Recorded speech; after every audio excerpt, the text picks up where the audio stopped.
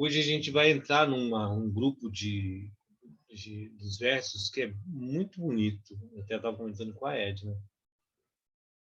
São que a gente conversou sobre karma. A gente terminou, né, antes do carnaval, o último encontro, falando sobre karma. E karma é a ação que gera reação, é o princípio do funcionamento da nossa existência. Né? Tudo tem uma ação e tudo fica preso à sua reação. E agora vai entrar num grupo de versos falando sobre a ação humana, né? Um comparativo com as grandes almas, com os Budas, e vai ser bem interessante esse jogo de compreender que a gente pode chegar num limite extremo de bondade e compaixão, mas esse extremo ele nos leva ao contraponto da bondade, e aí a real bondade é quando a gente abandona ao próprio máximo do desapego humano. É bem interessante essa sequência de versos, né? Vamos ver se eu consigo expressar de forma clara, né? Porque eles são bem profundos. Eu vou colocar então aqui, já vou fazer aquele truque já.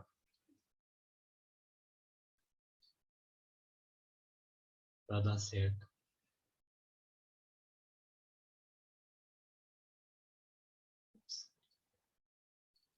Todo mundo está vendo? Assim diz o sábio. Irá abastecer de agir. Todo mundo está vendo esse slide? Sim. Tá. Agora eu peguei a mão. Okay. Agora não erro mais. Então, a gente falou sobre karma. E aí expôs vários aspectos do karma. O bom, o ruim, né? Que na verdade não é bom e não é ruim, simplesmente são resultados agradáveis ou não. E aí essa parte continua ele falando, assim diz o sábio. É até interessante que é realmente uma grande sabedoria que vai discorrer aí. Irás abster-se de agir, não é assim que tua alma ganhará a sua liberdade. Para alcançar o nirvana, né? Nirvana seria o Kaivalya do yoga, né? Kaivalya é estar fora, Nirvana é esse campo de transcendência, né? De sair dessa existência cíclica, presa nas nossas ações egóicas. Nirvana é essa libertação dentro da visão budista. Então, para alcançar o Nirvana é necessário obter o autoconhecimento. E o autoconhecimento é resultado de ações amáveis. Então, começa um ponto, né, que a gente já discutiu algumas vezes, mas que é bem interessante, que é esse contraponto à não ação. Né?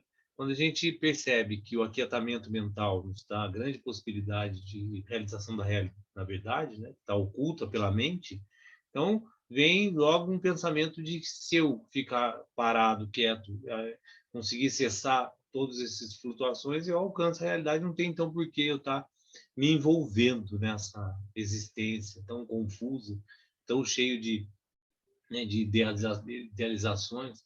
Só que não, né? Só que a vida é esse aprendizado e é essa condição, né, mental, e é através dela que a gente vai atingir as mais altas possibilidades humanas. Então, essa é a grande discussão, né? Que vários textos e várias filosofias se debruçam. A conversa não é não agir. Então, ele fala, irá se abster de ação? Não é assim. A conversa não é essa. A conversa é sempre a discussão sobre qual é a melhor ação, entender como funciona a nossa ação, e isso é autoconhecimento. Autoconhecimento. Eu tenho que saber como funciona o meu corpo, como funciona a minha mente, como funciona a estrutura do universo de funcionamento de ações e reação. Eu tenho que desenvolver esse autoconhecimento e ele não é automático. Né? Isso o Sadhguru fala. O alcance da consciência, ele não é natural. Então é assim, a gente ganha uma condição humana de existência, que daí tem essa possibilidade do desenvolvimento da individualidade, da percepção do conhecimento, do questionamento, enfim, essa condição em termos da Terra, né, dessa existência, talvez a mais sofisticada possibilidade de existência na Terra é a humana. Quando você alcança essa condição, não automaticamente a gente vai alcançar o máximo dessa possibilidade humana. Vai ter que haver um esforço. E aí começa-se a questão da ação. Vai ter que haver uma ação. E o primeiro dos pontos das ações mais importante é o autoconhecimento. Só que como desenvolver esse autoconhecimento não se enredando no aspecto egóico. Quer dizer, eu vou ganhar para mim, seja o que for. E aí tem um ponto muito bonito nesse texto, que mesmo quando eu alcanço o nirvana, essa possibilidade de transcender, e ainda assim pode existir uma questão egóica de eu conseguir, e os outros que não conseguem. Então, ele vai começar a falar, né? Tem paciência, candidato, né? Como quem não teme fracassos nem corteja êxitos. Esse é um outro ponto muito difícil, né, para a gente lidar, porque a gente está sempre preso nessa dualidade entre um lado e outro, entre uma coisa boa e uma coisa ruim, entre o branco e o preto. A gente enxerga o mundo dessa forma, e a gente está preso nessa forma, né, de conceber o mundo.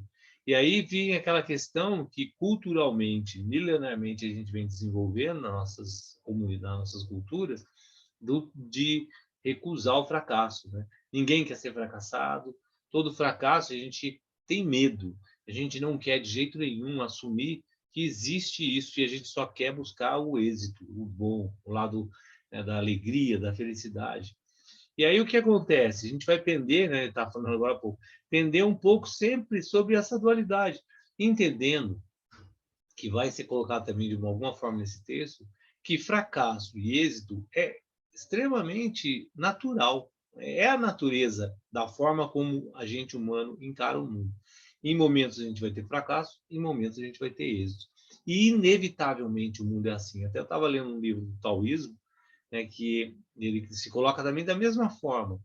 O que é a sabedoria nesse movimento? É entender que tanto faz o êxito ou o fracasso. É a natureza e a gente tem que experienciar os dois da mesma forma, né? Os erros, os acertos, os fracassos e os êxitos são absolutamente movimentos da natureza. Aonde existe, né, aí tem aquela questão yin yang, que são os dois polos, é a visão dualista, né, independente do nome que se dê. Um momento vai ter êxito, outro fracasso, um momento ter êxito, fracasso, um momento alegria, outro tristeza, um momento empolgação, outro... É a natureza. Então, o não se apegar a esses movimentos é o grande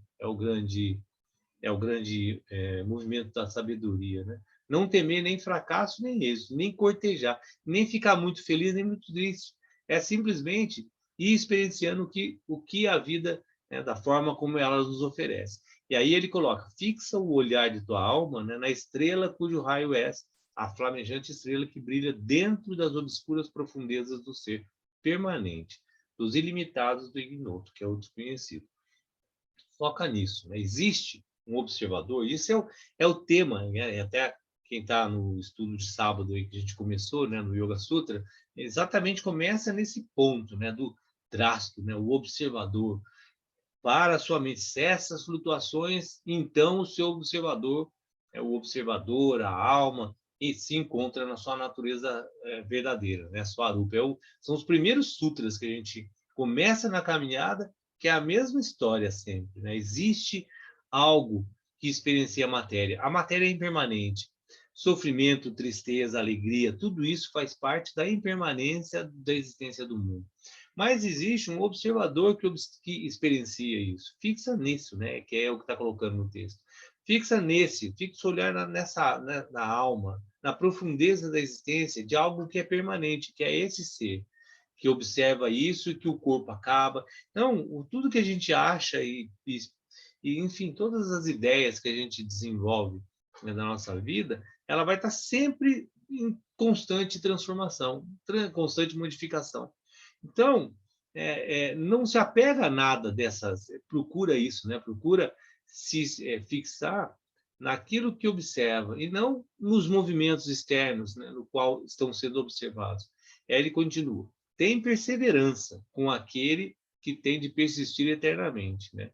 Que é uma luta, porque no final a gente está sempre pendendo para o lado do prazer, do desejo, né? Sempre tentando satisfazer algo, mesmo que seja de alguma forma mais sutil, mesmo que seja uma busca de uma libertação, né? É um desejo egóico, mesmo que eu me volte a um esforço imenso de alcançar o nirvana ou alcançar algo que seja sublime, percebe que não deixa de ser ainda uma perspectiva egóica. Então tem que haver o que lá também no estudo, né, que a gente estava vendo no Yoga Sutra, que é a abhyasa, né? Um esforço constante, diário, uma perseverança em buscar isso. Porque, naturalmente, a gente vai tender para o nosso lado animal, né? Para o nosso lado animal no sentido de desejo, de prazer, de satisfação, de apego, de identificação. Tudo isso é a natureza humana, não está errado. Mas só que tem que existir uma força, né, para que a gente experiencie isso. Aí ele fala, tuas sombras, e aí sombras são as personalidades que a gente desenvolve, de homem, mulher, profissional, enfim, toda a nossa relação com o mundo. E os corpos, né? Então são sombras que vivem e se desvanecem. Que tudo isso que a gente está agora levando em grandes considerações no momento, vai se transformar e vai se desvanecer. Quando eu trabalhava em São Paulo, eu não estava no yoga ainda, estava na área de comunicação. Mas tinha uma coisa que eu sempre guardava comigo, né? Até porque no texto vai falar isso também, que eu acredito muito, né? Todo o esforço que a gente faz na vida, ele não é perdido. Tudo que existe, ele se mantém, né? Então, qualquer coisa que a gente faça agora em busca de um resultado, as ações amáveis, lá no primeiro verso lá em cima está falando, todo esse esforço que é feito para alcançar algo de mais importante na nossa existência não é perdido. Apesar da gente ter sempre uma perspectiva rápida, né? Uma vontade que as coisas aconteçam no nosso tempo, né? Na hora que a gente quer, mas independente, seja nessa vida ou em outra, e aí fica muito difícil a gente tentar algo que não seja para essa vida e seja imediato, mas enfim, independente da gente entender ou não, tudo vai se construindo, né? É uma teia que vai ser falado um pouco mais na frente sobre exatamente essa continuidade das ações. Então, nada se perde.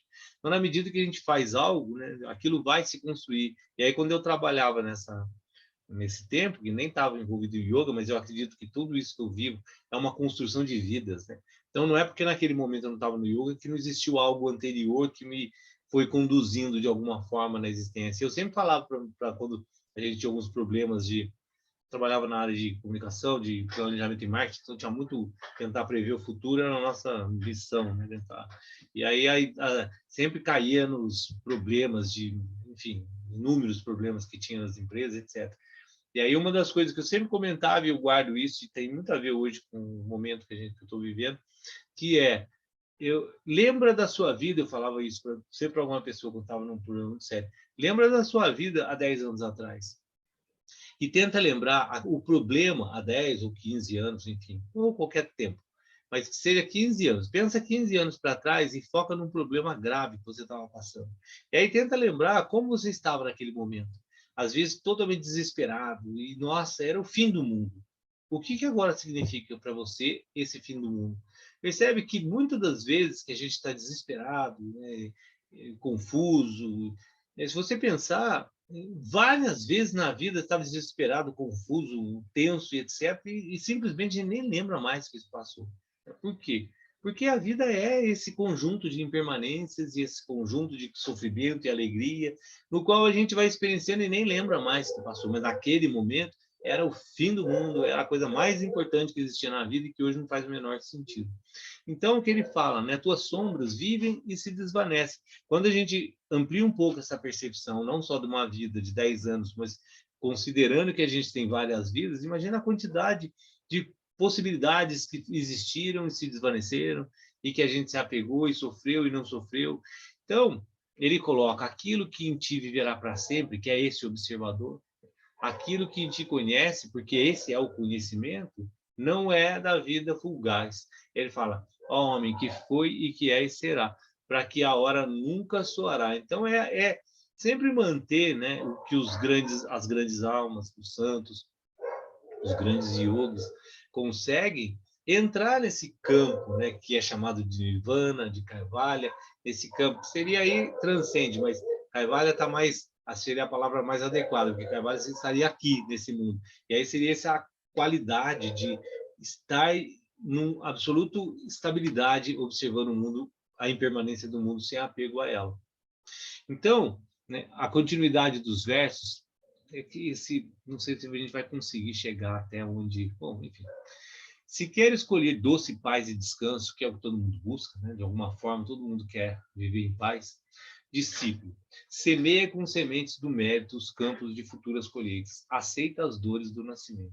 Então aí já começa uma coisa bem bonita que é o que é hoje? O que eu estou vivendo agora, exatamente? Se é bom ou ruim, não importa. Mas qualquer um de nós aqui, se fizer uma análise, o que nós estamos vivendo agora? São exatamente as sementes, né, dos méritos dos campos das colheitas passadas. Né? O que eu fiz no passado é exatamente o que eu estou vivendo agora. Então, se eu estou vivendo alguma dor ou algum desconforto, qualquer que seja, né, é, são dois aspectos para entender, né, o que eu estou vivendo agora, o que qualquer um de nós estamos vivendo agora. Primeiro, aquilo que a gente colocou. Se existir um momento de grande êxito, vai existir um momento de grande fracasso. Se existir um momento de grande alegria, vai existir um momento de grande tristeza. Porque é esse ciclo da vida. Né? Nunca vai ficar eternamente feliz, nunca vai ficar eternamente triste. Nunca vai ficar eternamente em sucesso, nunca vai ficar eternamente em fracasso. Sempre vai haver essa alternância, que é parte, né? Um está contido no outro. Né? Não existe uma coisa sem a outra. Então, uma coisa é aceitar as dores do nascimento. A gente nasceu e vai ter essa experiência contínua, né? Contínua de sempre essa dualidade, que é a forma como a gente entende o mundo. E essa dualidade, ela é experienciada de acordo com aquilo que eu estou semeando. Então, quanto mais foco eu tiver, né, no momento que eu estou vivendo agora e semeando, né, o mérito, os campos, as futuras colheitas vão ser os resultados disso. Então, é tentar tirar a mente, né, do que foi e do que vai ser, porque a gente não tem controle, e está sempre plantando, porque o que é agora é o que eu plantei, amanhã é o que eu planto agora. E aí olha que lindo ele fala, afasta-te da luz do sol para a sombra. Quer dizer, não fica preso a essa busca da grandeza, e aí mais para frente vai falar de uma forma mais bonita ainda, essa grandeza da luz do sol. Vai para a sombra, vai para o aprendizado, né? A fim de abrir mais espaço a outros. Porque tudo isso depois vai culminar no aspecto no qual a gente precisa entender que a vida não é para a gente. Né? E aí é aquela discussão eterna e contínua de que sendo nós uma célula de um organismo, não é ação para a gente, não existe ação para a gente, não existe nada que a gente faça que seja para a gente. Existe tudo que é feito para que tudo funcione de forma harmônica. É muito difícil a gente entender isso, porque todas as vezes a gente sempre gira, gira, gira, e de alguma forma a gente quer gerar uma ação que gere um fruto pessoal, individual. E no final, não existe esse individual. Né? Essa é a grande desconexão. Se existe um termo para a religião que é religare mais fácil de compreender, não existe uma vida isolada, não existe uma ação para você. Todas as vezes que a gente entra num campo, numa seara de uma ação individual, a gente entra num processo de desconexão e sofrimento e desarmonia. Então, toda essa desarmonia, ela se reflete como essas sombras, como essas lágrimas, que aí, de uma forma muito linda está no texto, essas lágrimas que regam o solo árido da dor e da tristeza que faz nascer as flores e os frutos da retribuição kármica. Então, tudo isso que a gente está experienciando de ruim, entre aspas, são esse campo, né, sendo arado para que a gente consiga cada vez buscar um aspecto melhor da nossa existência. É extremamente necessário essas sombras, essas dores, essas lágrimas, esse sofrimento, ele é extremamente necessário dentro da nossa capacidade humana, dentro da nossa experiência humana. Nós só vamos crescer como humanos na medida que a gente se abrir a essa experiência, qualquer que seja, sem apego. Então, até a gente está num momento muito complexo da existência, que é essa guerra que a gente está vivendo. Mas percebe que, apesar de toda a tristeza e toda a brutalidade e todos os adjetivos ruins que eu posso usar para a guerra, que não preciso usar, que todo mundo sabe, percebe que é nessa situação que a gente experiencia o que há de melhor na existência humana. Quando a gente começa a observar algumas imagens, algumas situações da guerra, nos traz o que a gente tem de mais profundo de compaixão e de integração com o ser humano. que não existe outra forma, enquanto humano, da gente experienciar isso que há de melhor no ser humano, se não há aquilo que há de pior na existência. Se a gente estivesse numa praia de céu azul e todo mundo tomando cerveja e vinho e dançando e fazendo festa eternamente durante 365 dias, jamais a gente teria uma possibilidade de perceber aquilo que o ser humano é mais bonito em termos de compaixão, de empatia e de coligação com as outras pessoas. Quando a gente tem isso, quando a gente vê as outras pessoas sofrerem, quando a gente percebe, quando a gente sai, afasta do sol e vai para a sombra, essa é a única forma que a gente tem de realmente experienciar a nossa qualidade humana na sua percepção mais profunda. Porque se a gente está só na superfície da vida, né, analisando a vida de uma forma, uma tentativa de buscar a sua felicidade, a gente não se reconhece, né, como humano. E aí continua o texto. Da fornalha da vida humana, né, e do seu fumo denso saltam as chamas aladas, chamas purificadas que, erguendo-se do alto sob o olhar kármico, tecem, por fim, o tecido glorioso das três vestes do caminho. Então, percebe que sobre esse caldeirão no qual a gente está sentado na existência é que a gente vai se purificar. Então essa linguagem, né, extremamente bonita que é usada no livro, mas que nos faz entender, né, o quanto é necessário a gente estar nesse caldeirão, né, quando a gente está exposto, né, nessa fornalha da vida, para que a gente se purifique, né? Não existe outro caminho que a gente tenha dentro desse plano existencial que nos elevem de forma mais gloriosa, né? Como essa existência kármica da forma como ela é. E aí, quais são as três vestes? O corpo da verdade, né? Essa alma absoluta, esse observador que se identifica com essa vida impermanente, né? Que todos nós temos essa existência. O segundo corpo, que é o conhecimento, que esse é o grande ponto da existência humana. Né? Enquanto humano, nós temos a capacidade de buscar o autoconhecimento, o conhecimento e o discernimento entre o conhecimento real. Né? Os outros animais não têm, por mais, pelo menos em teoria, mas por mais que eles sejam amáveis, por mais que eles estejam conectados com a natureza, eles não têm a possibilidade de desenvolver um conhecimento e se libertar do próprio condicionamento com o qual ele está preso.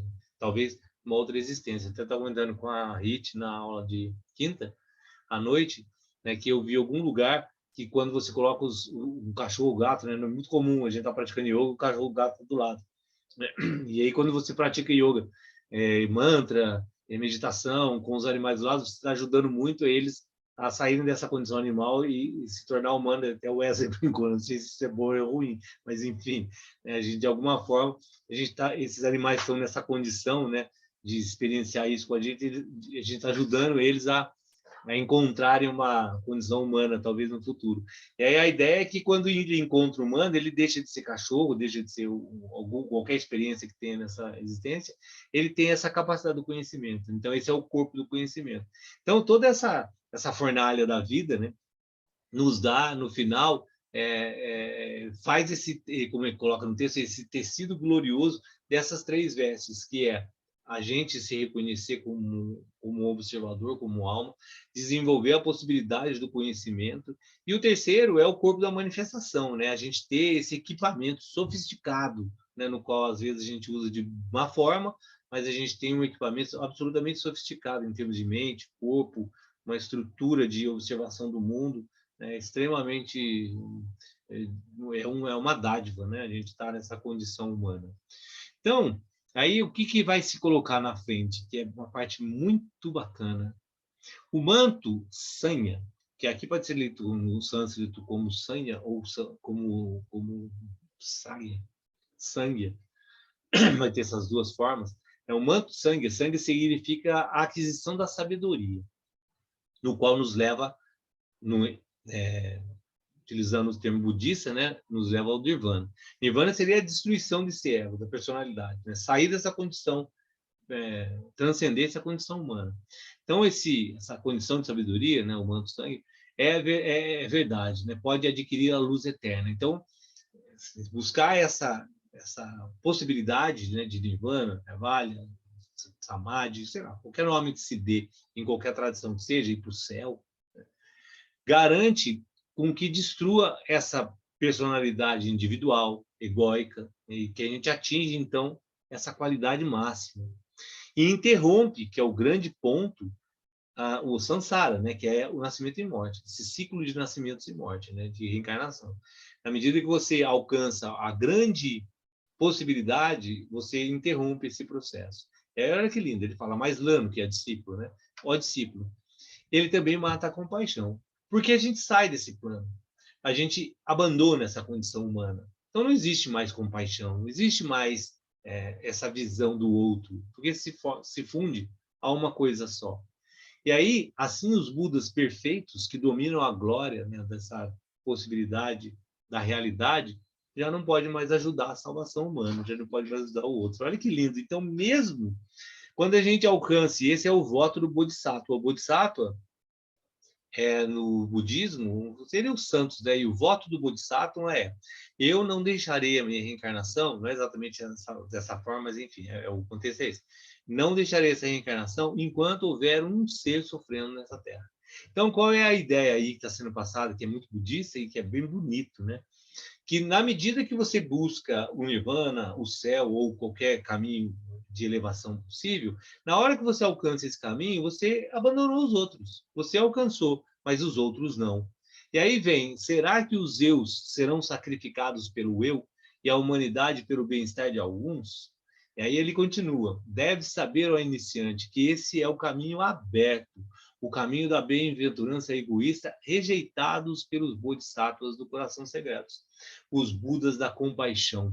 Viver para beneficiar a humanidade é o primeiro passo, praticar as virtudes é o segundo. Olha que lindo isso. Então, chega num ponto, né, que existe uma compreensão dentro dessa nossa existência que eu abandono, não eu, claro, que os bodhisattvas, eles abandonam a possibilidade do nirvana para voltar e viver dentro da compaixão, que beneficiando todas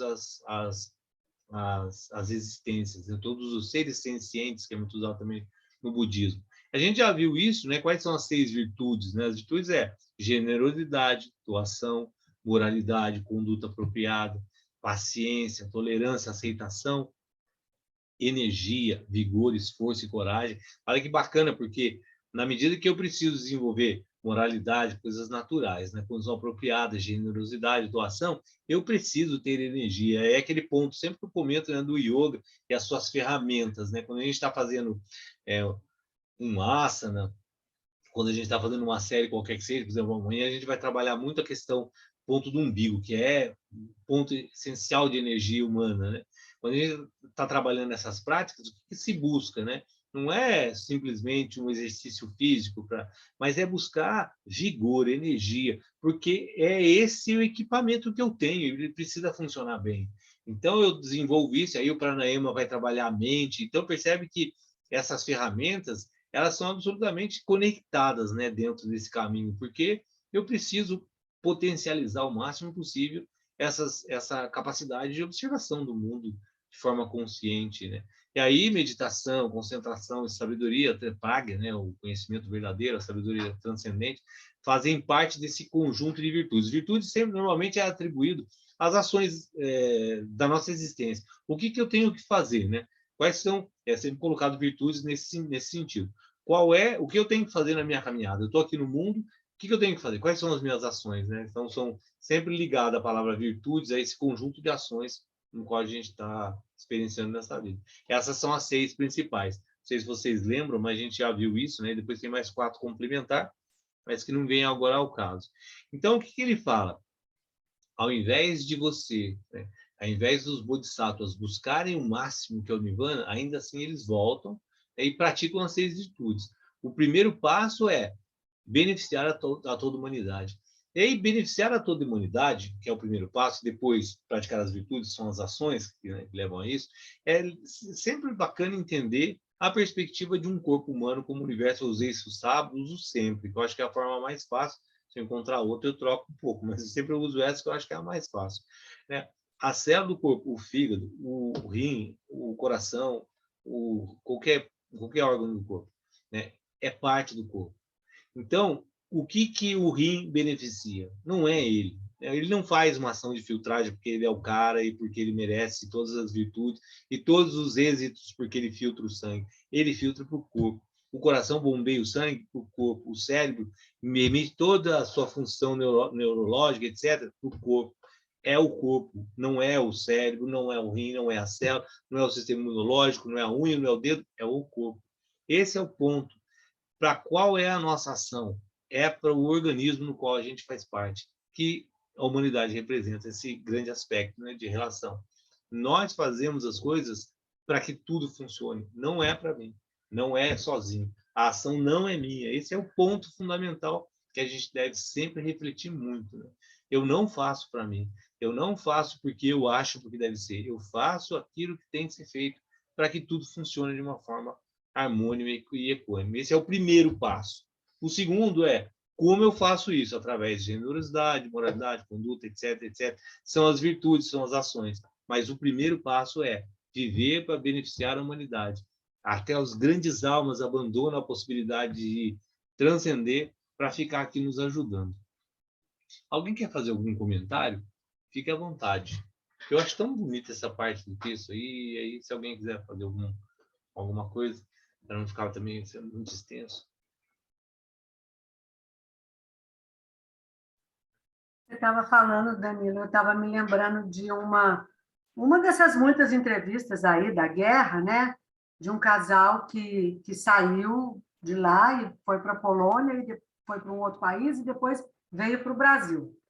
E aí a esposa dizendo que eles estavam todos no trem, né, vindo embora, e todo mundo com fome, muita gente não ter o que comer, né? E aí ela dizendo de como esse despertar da generosidade assim nela, né? Porque todo Sim, mundo, você tinha um pão, mas você dividia com duas, três pessoas um sim, pão, sim. né? E que quando ela chegou aqui no Brasil e salva, sã e salva, né? Deixando tudo para trás, mas salva, né? Ela ficou pensando, ela ficou com uma sensação de remorso mesmo, por conta dela ter deixado aquelas pessoas que são Sim. parte da vida dela, né? Achei tão bacana, porque isso é mesmo a compaixão, né, É. E o percebe Danilo? que não tem outra forma. Não tem outra forma. Se a gente É, estivesse experienciando agora com todo mundo, sei lá, num lugar lindo e maravilhoso, e todo mundo feliz, nunca a gente teria essa experiência de compaixão essa profunda, de experiência. sentimento, que só nasce quando a gente tem essa possibilidade de observar. Então, não adianta a gente querer fugir. Né? Tem muita gente que foge das coisas. Ah, eu não vejo isso, não quero ver aquilo. Porque por que você não quer ver? A vida é isso. Não tem que esconder da vida. Tem que vivenciar a vida da melhor forma possível. E isso está fazendo com que você desenvolva essa empatia profunda pelas pessoas. Não adianta tentar a gente se fechar no mundo nosso. Tem um questionamento, né? Ah, é melhor ver ou não, porque se eu não ver, eu não sofro, aí eu fico melhor. Tá bom, mas você fica melhor, e aí? Que é exatamente esse ponto do livro, né? Quando você chega a uma capacidade tão grande, nossa, eu estou super bem, estou super feliz, tal. E aí? E aí? O que você conseguiu fazer com isso? Aí que vem a linguagem dos bodhisattvas, né? Ele volta, né? Ele volta para poder desenvolver o conhecimento para as pessoas, né? Sempre entendendo que enquanto tem um sofrendo, eu tenho que agir para não sofrer. E essa condição, né, que é uma condição humana de análise, ela vem de uma coisa mais profunda que isso, que é a ação para o todo, né? Não é para mim, né? É para esse sistema inteiro. Né? Se alguém quiser falar mais alguma coisa aí, fique à vontade, gente, por favor.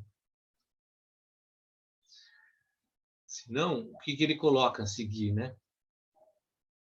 Vestir o manto da humildade, vestir o manto da humildade de Nirmakaya, né? Que é o Nirmakaya das três vestimentas, é o corpo, é a existência física. Né?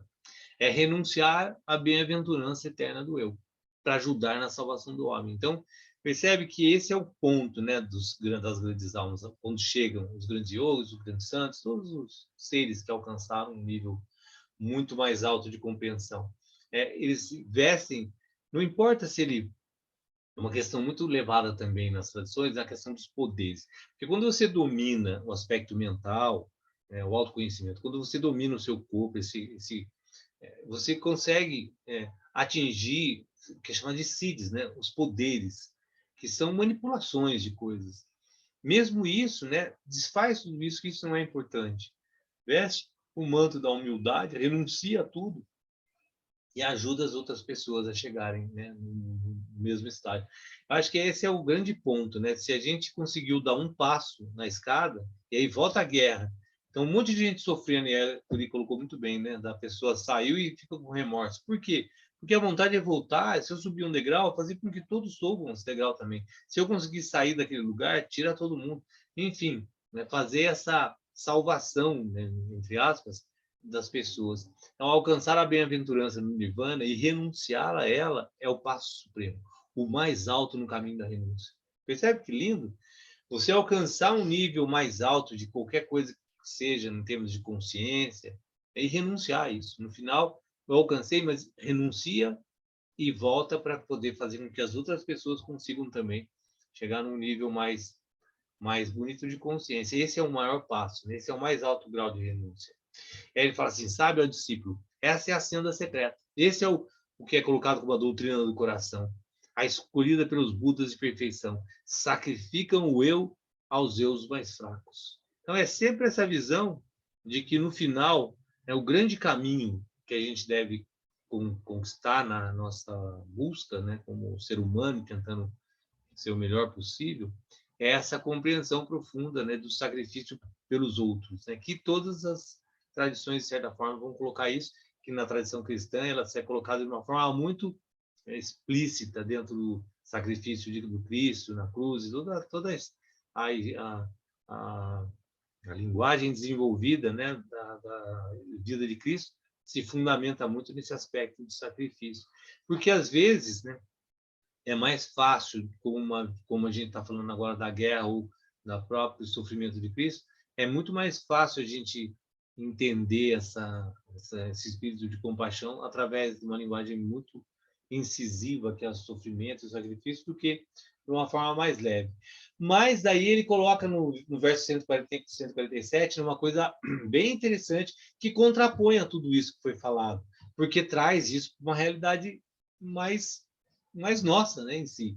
Então ele fala, todavia, se essa doutrina do coração paira demasiado alto para ti, porque realmente está falando do máximo e renunciar ao máximo, que seria o máximo do máximo, né? Você chegar a um nível de alta capacidade de consciência e renunciar aquilo para voltar, que esse seria o passo mais supremo. Mas se isso está muito alto, se você necessita ajudar-te a ti próprio e temer oferecer ajuda aos outros, quer dizer, eu coloco por mim, não por vocês, mas o que eu vivo, basicamente, é tentando talvez muito mais me ajudar do que tentar oferecer algo a alguém, porque eu preciso muito mais de ajuda, talvez, do que consiga ajudar as pessoas. Então, quando a gente se coloca, né, nessa visão que eu estou...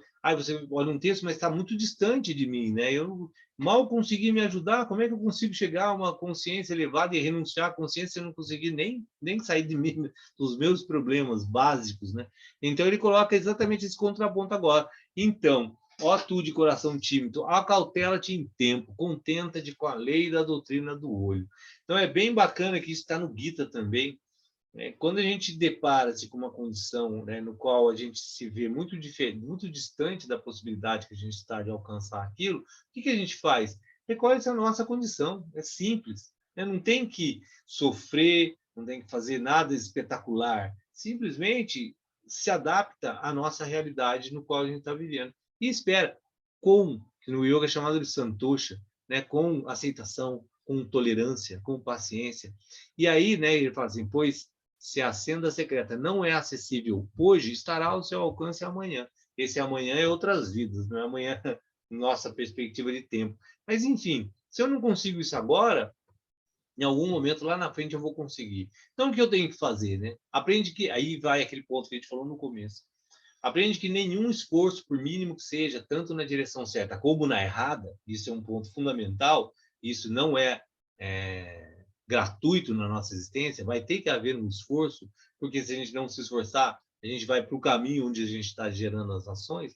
Então, tanto em uma direção como outra, pode desvanecer-se no mundo das causas. Nem a fumaça desfeita fica sem traço. Uma palavra brusca proferida em vidas passadas não se perde. Isso é uma coisa muito interessante, que é muito do yoga isso, né? Mas renasce sempre. A pimenteira não produz rosas, nem a gênia estrela do jasmim se torna espinho ou cardo. Então é assim, cada coisa está gerando uma ação e essa ação é permanente. Se eu falar uma coisa, essa palavra fica. Né? Se eu pensar alguma coisa, esse ato de pensar fica, esse pensamento fica. Tudo que a gente gera, de alguma forma, ele vai ficar nesse mundo, não vai ser perdido. De alguma forma, é um karma, é uma ação que gerou uma reação, que gerou uma reação e que constrói essa teia. E aí, quando a gente percebe-se no ponto que a gente está, e ele coloca pimenteiro não produz rosas, o que significa? Que no Gita também fala de uma forma muito interessante, que é faça o seu, mesmo que não seja bem feito, do que o do outro, mesmo que seja perfeito. Então, na hora que eu entendo isso, é exatamente como ele colocou ali. Né? Se está muito longe de mim, o que eu posso fazer agora, dentro da minha possibilidade, né? Dentro da minha condição, da minha existência? E o que eu fizer agora, por mínimo que seja, não se perde. Então, não existe essa ideia de que eu preciso fazer uma grande ação. Até alguém comentou em algum momento, foi até nas aulas, sobre a questão da guerra, eu não me lembro agora exatamente quem, que foi uma pergunta que foi feita sobre o que fazer, né? Na verdade, a gente não vai terminar a guerra. A gente não tem, pelo menos falo por mim, eu não tenho a capacidade de chegar agora e falar assim, não, eu vou fazer uma ação que vai mudar o mundo, né? Que vai acabar com a guerra. Não é impossível. O que eu posso fazer, então? Entender a minha condição e gerar as minhas melhores ações possíveis que eu possa ter feito. E aí volta lá no começo, né, as ações amáveis. E aí eu achar que essa ação, por menor que seja, não influencia, vai influenciar tanto no todo quanto na minha própria contínua existência, né, e na existência de todos no meu entorno, fundamentado nessa lei de karma, que é toda ação gera uma reação. Por menor que seja a ação boa, vai gerar uma reação boa. Uma ação ruim vai gerar uma ação ruim. Então, é estar desenvolvendo essa capacidade profunda de discernimento para que as ações sejam sempre voltadas dentro dessa perspectiva. Então, é legal que agora, né, nesse ponto, o livro ele foi lá no máximo, lá no Nirvana, transcendeu até o Nirvana, onde renunciar o próprio Nirvana seria o grande ato. E aí volta para ajudar todo mundo que está no nosso entorno. E aí isso dá uma percepção muito além da capacidade. Não, mas só um santo faz isso. Não, não, não. Se você entendeu que é demasiado isso, talvez em várias vezes você alcance isso, mas esquece. Faz o seu. O que eu posso ajudar agora? Né? E aí volta para cada um para o seu mundo e aí pensa, o que eu posso fazer para ajudar o meu entorno dentro das minhas condições? E aí o meu entorno não importa se é o meu quarto, se é a minha casa, se é a minha rua, se é meu cachorro. Então, o que eu posso fazer dentro dessa perspectiva das ações? E aí, quanto mais eu semear essas ações, lá na frente eu vou estar colhendo exatamente o resultado disso. Então, um dia que eu estiver extremamente estável e tudo bem, foi porque atrás, né, alguma coisa fez para que chegasse a esse momento de estabilidade. Estabilidade. Não estou nem euforicamente feliz, nem extremamente triste. Né? A ideia é manter essa linha, né? Esse caminho onde as oscilações vão se reduzindo cada vez mais, até entrar no que no yoga é chamado de sattva, né? Nesse movimento de estabilidade. Então, se vocês quiserem fazer algum comentário, gente, fique à vontade. Eu achei essa parte do texto que dá e ainda continua.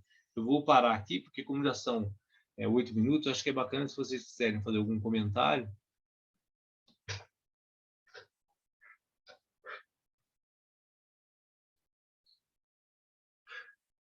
Se não, eu vou só entrar na outra página aqui, que eu acho que complementa bem o que a gente está falando. Então, como vocês ficarem assim, mas se quiserem me interrompam, o que ele fala aqui no finalzinho? Né? Eu acho que esses versos, para a gente terminar, vai ser bem bacana. Pode criar hoje tuas oportunidades de amanhã. Exatamente tudo isso está sendo falado agora. Na grande jornada, as causas semeadas a cada hora produzem, cada qual sua colheita de efeitos. Porque uma rígida justiça governa o mundo, que é exatamente o comentário que foi feito. Não, nada se perde, toda ação vai ter uma reação. Isso é a rígida justiça que governa o mundo. Não tem erro. Se você faz uma ação, você vai sofrer uma reação. Se a ação é boa, a reação é agradável. Se a ação não é agradável, a reação é desagradável. Não tem como fugir disso. Não existe uma forma no mundo que você escape desse sistema.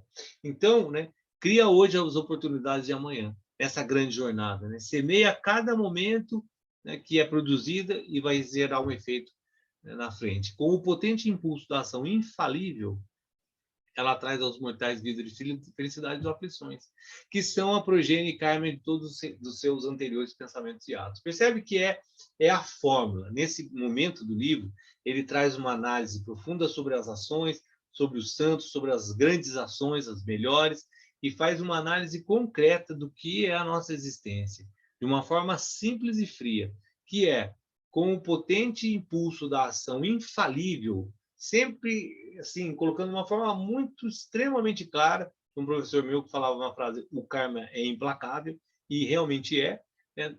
Dentro dessa condição, aquilo que eu estou semeando agora é, é, de forma inequívoca vai ser o meu futuro, vai ser o que eu vou colher amanhã. Então, essa é a tradução das vidas, felizes ou aflitas, né? No qual a gente vai desenvolver isso. E analisando que a nossa existência não se fica só no tempo no qual a gente está aqui, né? São os benefícios que algumas pessoas recebem do nada e às vezes joga fora. Tem várias pessoas que passam fome, que estão na guerra agora, né, que estão em extrema situação de, de, de vivendo como um animal, né? Eu até estava pensando hoje, é incrível porque a decisão não é delas, elas não têm nada com isso, as pessoas estão lá, não tem nada com isso, se um acha, se não existe Putin, se existe... simplesmente elas estão desenvolvendo uma vida na casa delas, fazendo o trabalho delas lá e são obrigadas a abandonar a casa, enfim, a passar por todo um sofrimento por uma situação absolutamente que não está, né, dentro do campo. Mas por quê? Porque existe um conjunto de fatores que criam essa teia. E aí eu poderia estar lá agora, né, sofrendo horrores, sei lá, vendo pessoas queridas morrendo do meu lado, e não estou. Eu estou aqui. Por que eu estou aqui? Então, esse é o ponto, né? Por que eu estou aqui? Por que tem pessoas que não fazem nada, são absolutamente egoístas e estão, em teoria, desenvolvendo uma vida mais feliz porque tem uma condição, sei lá, de alguma coisa que a gente almeje e eles estejam fazendo? Porque eles ganharam isso mérito, alguma forma de mérito, só que o que está plantando hoje é amanhã. Então, não adianta, porque é um contínuo processo que cria essa teia, percebe? Se eu ganhei algum benefício, e se eu tiver a capacidade de discernimento e clareza, eu vou ter que usar o melhor possível esse benefício, porque senão o que eu não estou usando agora vai ser o que vai gerar depois. E aí ele coloca: aceita, pois tanto quanto o mérito te haja reservado, ou atua de coração paciente. Né? Anima-te, contenta-te com a sorte. Exatamente isso. Porque se eu tenho sorte hoje, ótimo, mas o que eu vou estar fazendo agora vai ser o resultado do que eu vou estar sempre colhendo. E sempre na perspectiva não egóica. Né? Não é para mim me dar bem, é se desvencilhando dessa visão, né, separatista, individualista. O teu karma, o karma dos ciclos do teu nascimento, o destino daqueles que, em sua dor e tristeza, nascem simultaneamente contigo, regurgitam-se e choram de vida em vida encadeados às tuas ações anteriores. Então, percebe que a gente tem o que é chamado de karma coletivo, onde a gente nasce no entorno de várias pessoas. E essas pessoas que estão convivendo com a gente simultaneamente nesse momento, né, elas estão experienciando esse mesmo sistema de karma. E aí ele fala uma frase que eu grifei que achei espetacular: age tu por eles hoje, e eles agirão por ti amanhã. Esse é o grande segredo da existência humana. Na medida que quanto mais doação, quanto mais eliminação dessa visão egóica, individualista, quanto mais as minhas ações forem coordenadas de uma forma harmônica, mais isso de alguma forma vai voltar. Uma vez eu estava conversando aqui, o grande segredo não é eu vou fazer para uma pessoa X, e aquela pessoa X tem que me devolver, e se ela não me devolve, eu fico com raiva, porque eu fiz tudo para ela, ela não fez nada para mim. Eu tenho que fazer para todas as pessoas, e as outras pessoas vão agir para mim, e esse é um contínuo processo de troca que vocês nós só vamos observar isso como realidade quando a gente realmente entrar nesse fluxo. Faça. Quanto mais você fizer para qualquer pessoa, uma outra pessoa vai fazer para você, e esse ciclo ele se movimenta de uma forma absolutamente dentro das leis rígidas da justiça que governam o mundo. Então, não tenha preocupação. Na medida que quanto mais você doar, mais você vai receber. Não é da mesma pessoa e não é no mesmo ato, mas quanto mais doação, mais você vai receber. E aí ele termina falando: é do botão da renúncia do eu que nasce a doce libertação final. espetacular esse texto, né, gente? Eu fiquei até emocionado hoje. Eu quase terminei antes, mas essa parte aí ia ser fundamental para terminar, que ela completava os versos que a gente conversou hoje. E aí agora acaba certinho na hora. Por favor, fiquem à vontade para falar. Achei ótima essa última parte, porque é diferente do que a gente vê, assim, do tipo, em certas religiões você é coagido a fazer o bem, né? Porque senão você vai ser castigado. E aqui você é incentivado a fazer, né? Sim. É do jeito que o texto coloca, né? E aí você vê que as coisas vão fluir, né? Se você fizer Sim. as E aí você ações, né? usar o termo, né? Esse é o termo de religião, essa religação, né? Essa religação de que somos um sistema inteiro buscando harmonia, né? Não no sentido dogmático, de doutrinas, que aí passa para um outro campo, mas o sentido profundo essa vivência humana de tentar entender que a ação é contínua, né? E quanto mais você agir de forma harmônica, tudo acontece de forma harmônica para todo mundo, né? E isso vai retornar porque é a natureza. Quando chove, né, a chuva não cai na grama e fala assim, agora o que a grama me dá de volta? Aquela nuvem que passou, choveu, e aí quando a nuvem foi embora, assim, todas aquelas gramas são ingratas, tomara que elas morram todas, porque eu dei água e elas não deram nada para mim de troca. Percebe? É essa condição da natureza, né, de doação e crescimento, e no final aquela grama vai gerar oxigênio, que vai gerar água, que vai alimentar todo o sistema. E é isso. É interessante o quão a filosofia do yoga ela tem muito a ver também ali, o seu conteúdo com a doutrina espírita. Sim. Eu tenho percebido isso assim, de uma forma bem acentuada. Sim. Até a terminologia, né? Sim, de até karma, a terminologia. Quando você falou nos karmas, os karmas coletivos, né?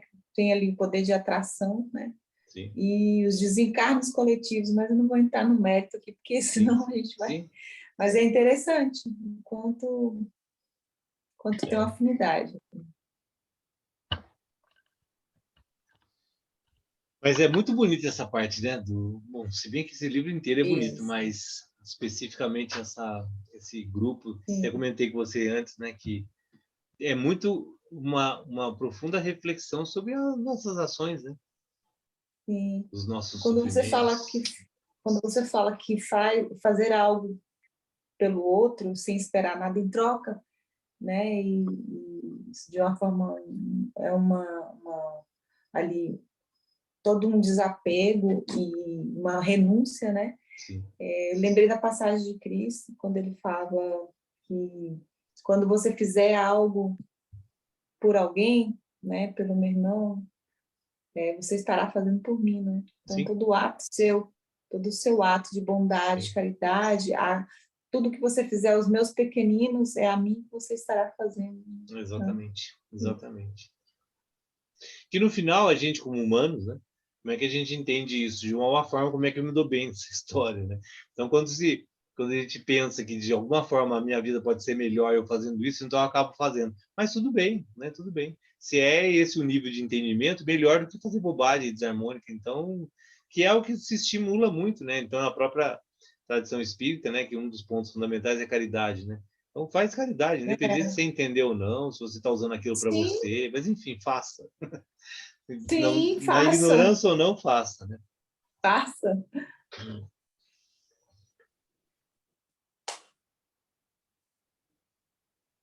Pena a Danilo, Elis, né? A Elis que pode falar. uma coisa que eu achei interessante é que quando a gente fala em caridade e tudo mais, a gente sempre pensa em ações, né? Em fazer e tudo mais.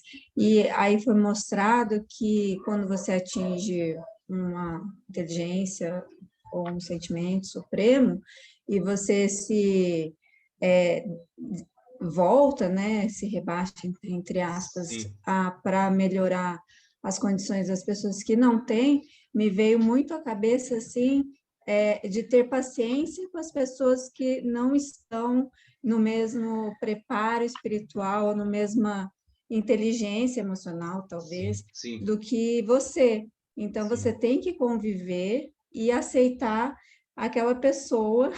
Exatamente. E ter a Exatamente. paciência de que você não precisa fazer o bem a ela, né, necessariamente, mas Sim, somente aceitar e ter paciência. é. Então, também é uma forma de ação, essa Essa omissão, não qualidade, né? sei. Não é omissão, essa qualidade de tolerância, né? De aceitação, que é É, fundamental. então, assim, sempre me vem essas situações, porque é muito mais fácil a gente agir, mas quando também precisa o não agir para você Que, na ter essa verdade, não deixa de caridade, ser é uma mais ação, né? difícil para mim. É. Sim, Que não deixa de ser uma ação, né? No final, que é aquela coisa, né? De você, quando está lidando com uma criança, de saber, às vezes, a linguagem que ela vai reconhecer, né? Não tem como. Às vezes a pessoa não está entendendo realmente. E não é porque ela é má, né? Não é porque a pessoa é ruim. É simplesmente que ela tem uma outra perspectiva da vida, né? Sim. esperar a paciência, né? A paciência para que um dia ela entenda. É. Mas é a gente mesmo, né? A gente não tem Sim, paciência com a gente mesmo, né? E aquela parte do texto que fala, né? Que no final espera que talvez amanhã que seja outras vidas consiga e fica, não tem estresse, isso. né? Não tem A gente é estresse. imediatista, né? Quer É. resolver Na tudo. hora. E às vezes a gente quer alcançar um grau, um nível que a gente não tem capacidade, né? A gente não está preparado, né? Que é as vestes da humildade. Então, É. tentar ter esse discernimento, né, de percepção. E Em aí cima do fazer. que a Natália, em cima do que a Natália falou, né? Porque você ter paciência e tolerância com quem é legal, com quem está tudo certo, É cordato, fácil. né? Não tem, não tem, É fácil. né? Quer dizer, claro que tem o seu valor, claro, né? Mas é muito fácil, né? Você, Sim. agora vai você, ai, ter tolerância, paciência com aquele que é um chato de galocha, É. E irritante. a Oi? maior, cari- a maior caridade, ela não é a material. É essa paciência, é a sua doação, é o É. seu escutar. Essa é a caridade real. Não é ali a questão material. Até E é o que você porque. falou, é muito difícil hoje em dia a gente encontrar pessoas que realmente queiram se doar, né? Uma palavra, um tempo, é muito complicado isso. Até porque, no fundo, o que a Natália está colocando, que é extremamente importante, se a ação é sem interesse, você não pode esperar que a pessoa entenda que ela goste ou não goste, porque senão já Não, existe interesse. Já existe não. um condicionamento básico nisso. Né? Se eu quero que a pessoa seja algo, eu já estou condicionando isso e no final eu quero, é para mim, percebe? Esse é o grande fio do ego que nos amarra de Isso. forma muito Você sutil. está projetando o seu desejo na pessoa. É. Né? Eu querer que você seja feliz já é um condicionamento meu. Já, na verdade, eu estou fazendo para mim, não é para você, percebe? E já acabou para você, porque você criou uma expectativa que certamente não vai se... Exatamente. Você E já vai aí, ficar nervoso, já plantou a semente de ficar nervoso ali depois. exatamente. Que foi o que eu coloquei lá no começo para a Edna, que eu estava falando. É muito difícil a gente se desvincular desses aspectos egóicos, que são sutis, né? Porque o princípio de eu falar que eu quero que as pessoas sejam felizes é um princípio egóico. Por melhor que seja. Melhor isso do que o contrário. Mas não deixa de ser, percebe? Não deixa de ser uma semente de busca egóica, que é o que o Wesley falou, já vai gerar raiva, porque as pessoas não vão ficar felizes, enfim. E aí já alimenta toda uma cadeia, né, que nos prende a esse mundo. Mas o que é lindo foi que falado, né? Mesmo que conseguiu a condição de entender tudo isso, transcendeu isso, não tem mais ego, não tem mais raiva, o cara ainda volta. Muito louco, né? Verdade. Gente, mais alguma colocação? Alguém quer falar alguma coisa? Está começando mais uma semana, como eu vi hoje alguma ponta lá na internet, falando assim, uma dura semana de 5 dias úteis. Fazia tempo que a gente não vivia isso. Ai, ai. Ser humano, né? Gente, então, se não tiver nada para colocar, uma Bom descanso para Boa todo mundo. noite, bom descanso. Até amanhã. Boa Até noite. amanhã. Boa Amanhã noite. às 9 horas estamos juntos. Amanhã. Ok, gente, boa noite. Obrigada. Namastê, tchau, tchau. Durmam bem.